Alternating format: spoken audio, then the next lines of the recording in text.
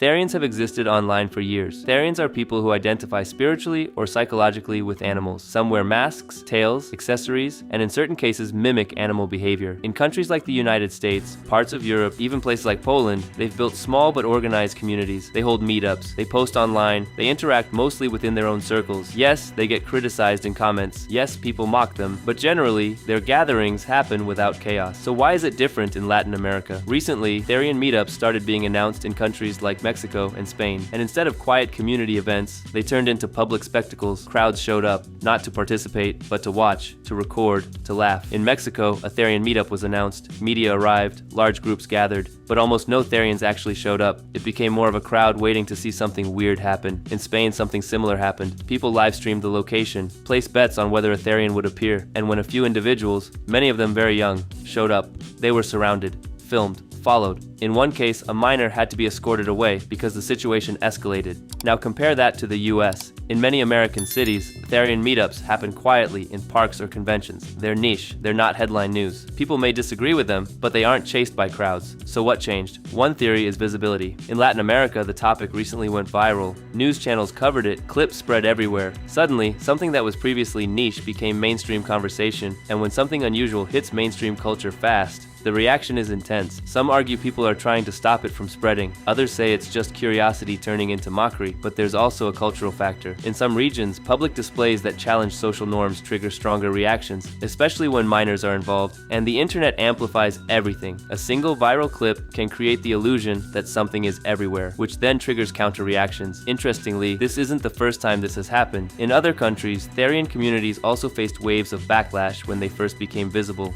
Over time, the attention faded. The community shrank back into its niche, and the outrage moved on to the next topic. So maybe what we're seeing now in Latin America is just the early phase of something that already happened elsewhere, then eventually normalization or disappearance. The bigger question is this about identity, or is Latin America trying to prevent the Therian community from establishing itself? Anyway, I'd like to know what you think, and remember, embrace reality and deal with it.